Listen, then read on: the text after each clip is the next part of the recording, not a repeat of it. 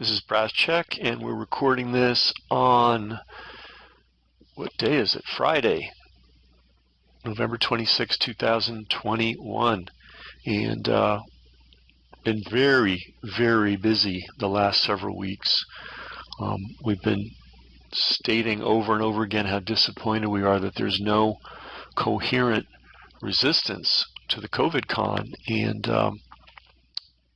that looks like it's about to change, and we'll see how it develops.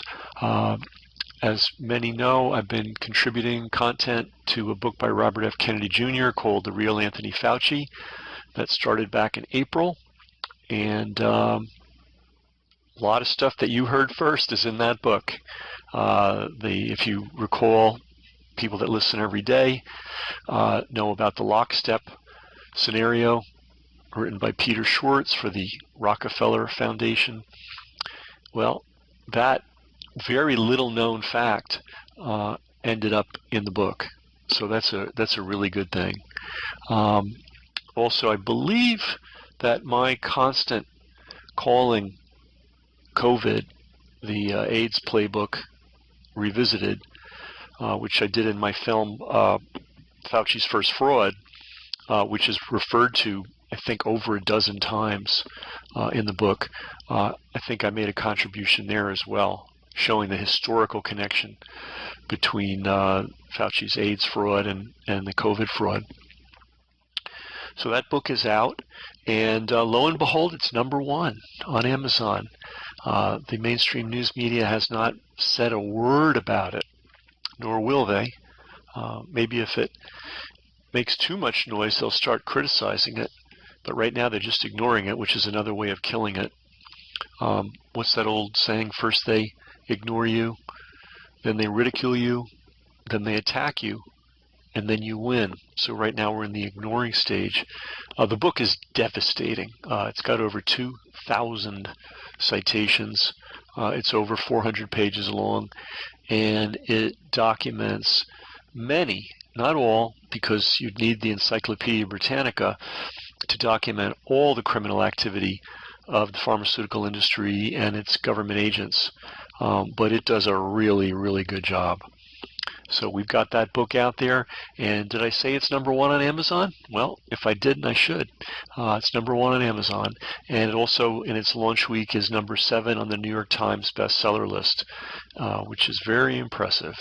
And as I've said to the people that work with Robert Kennedy Jr., you know, they can turn off an Instagram account, they can close a Facebook account, they can do all kinds of stuff, but unless they're willing to put books in piles and burn them, you can't cancel a book. Libraries have them, ethical bookstores will have them, and I'm here to tell you, in my part of the woods, there are left-leaning liberal bookstores that will not carry the book. They'll get it for you if you order it. They will not put it on their shelves, and they certainly won't display it. That's how ideologically psychotic some independent bookstore owners are. And you know, I've been a big supporter of independent bookstores, but I'm going to have to rethink that.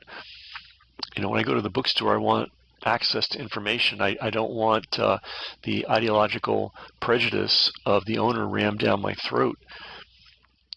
I mean, you've got to work hard to not carry the #1 book on the #1 topic by a person with over 35 years of distinguished environmental law practice, many, many victories on behalf of humanity.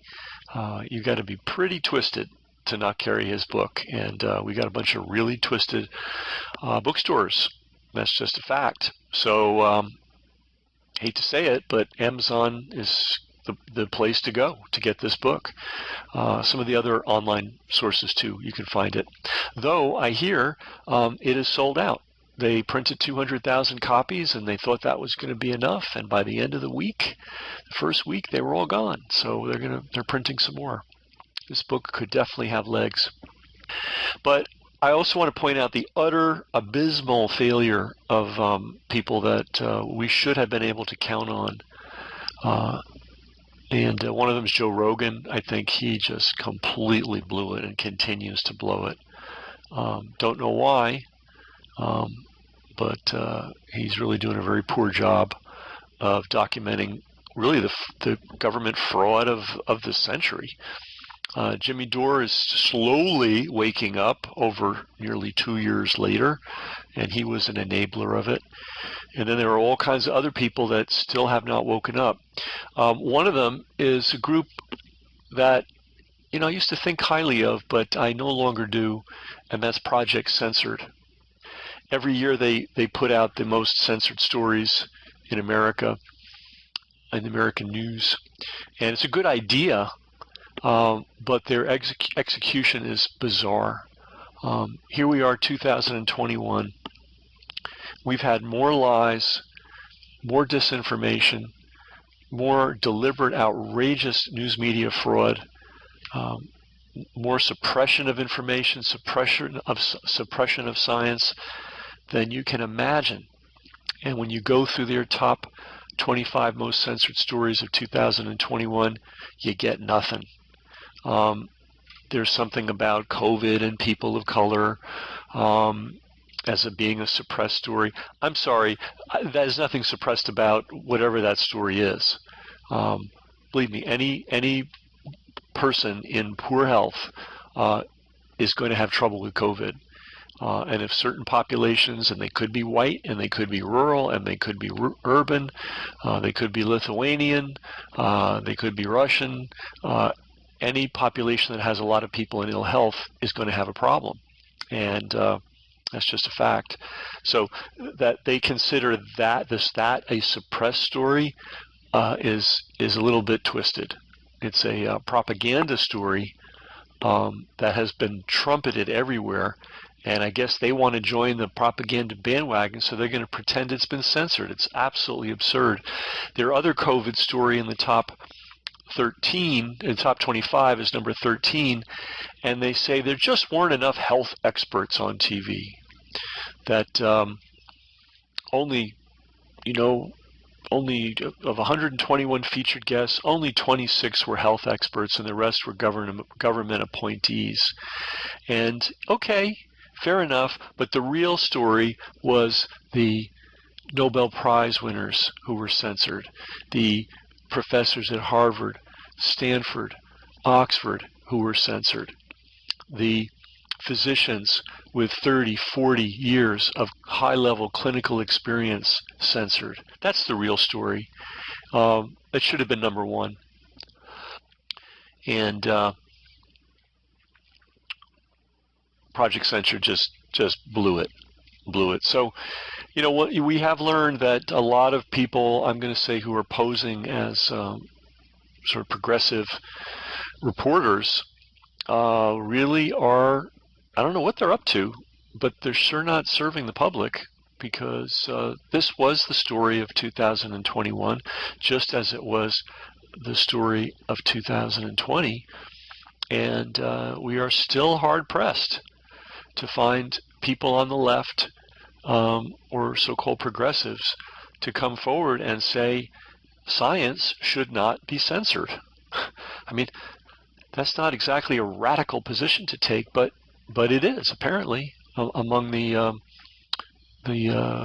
cowardly, we'll call it left liberal media. It's cowardly is the only way to characterize these folks.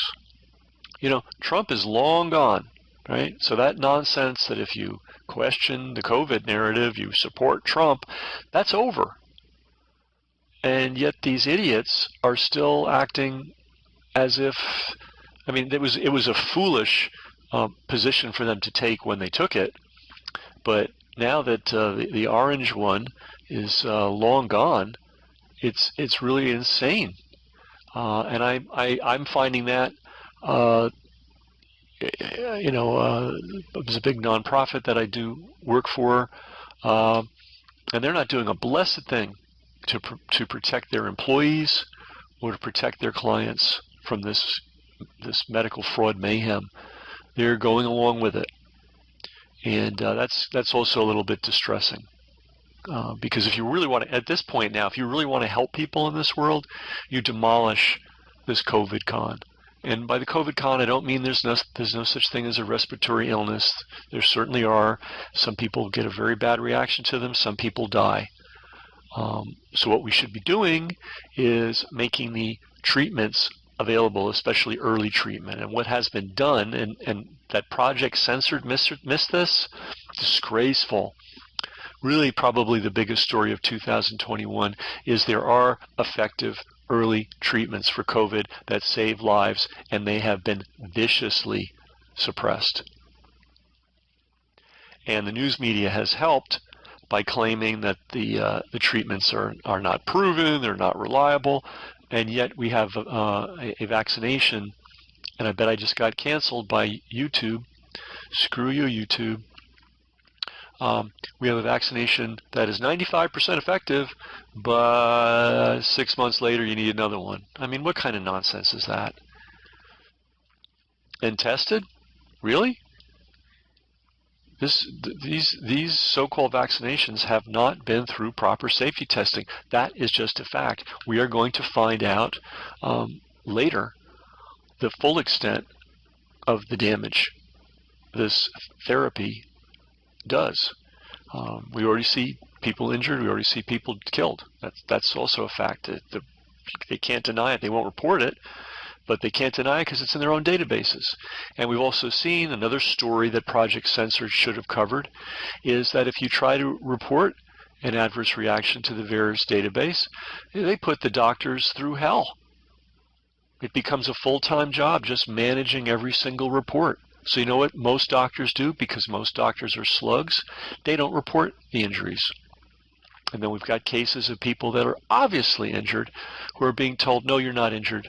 It's psychological, or you had this before, or any other level of nonsense. So that's another of the most censored stories of 2021. So really, if Project Censored was doing its job, it would have had 5 or 10 different variations of the COVID con as its most censored stories, but it's not doing its job. So if you're inclined to support them, I'm not going to fight you on it, but I am going to say you might think twice, because I don't know what they're doing that's worthwhile at this point. But the good news is we've got a book, and against all odds, the book is selling. And we're hoping it's going to sell strong all the way through Christmas into New Year's. We think it can. And if it does, then it could continue to sell well into 2022. It could become one of the biggest selling books of the year. And that puts some pressure on the evildoers that are running this just sinister, despicable program against humanity, which, in case you haven't noticed, it's not over, and in some countries it's getting worse than ever. We see Austria is now telling people that refuse to involve themselves voluntarily in the big medical experiment that they are permanently locked down. When does that end? Maybe never. We see France either has told people or is going to tell people, to all the people that went for the vaccine, if you don't get the booster, we're going to deactivate your vaccine passport. Remember how we weren't going to get vaccine passports? Well, now some countries have them. And in France, unless you just keep getting those shots, they're going to lock you down too. When does it end? Here's my answer to that. It ends at the same rate that the Nazis voluntarily marched out of Poland, i.e., it doesn't end till we end it. So if you haven't bought the Kennedy book, I strongly recommend you do. It's a vote. It's a vote for truth. It's a vote for open and honest discussion. It's a vote against the criminals that are running the fraud. It's a vote for scientific and medical literacy among the public. It's a vote for medical freedom. And if you can buy more than one, why not? Buy one for your library. I'm buying them. I don't know if you guys have these in your town, but you may have seen them, these little libraries. They're like boxes with little glass windows, and people put used books in them for other people to take, and you take a book and you put a book back. It's just a very nice thing. So I just go out there and I put a brand new copy of The Real Anthony Fauci, Face Out. And every time someone takes them and they go fast, I go back and put another one. So that's another way to get this book around. But it is our first real weapon against this thing, and we really need it. We really need it, and we don't need organizations like Project Censored and all the journalists in their orbit who are posing as people reporting on behalf of the common good, who are really just, playing the old politically correct game. Which way's the wind blowing today, guys?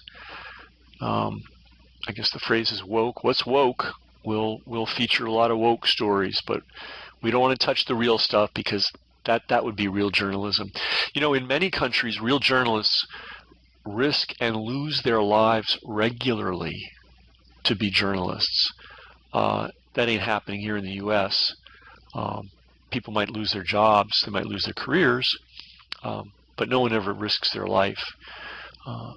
Instead, we have a bunch of people that call themselves journalists, call themselves reporters, and it's really just a grift, And that includes the progressive people and the liberal people that will not look at science, will not look at the history of medicine, will not look at the intense suffering that this thing has caused so many, and they continue to pose as reporters and journalists. But again, we do have an antidote, and that antidote is The Real Anthony Fauci by Robert F. Kennedy Jr. I strongly recommend you buy it.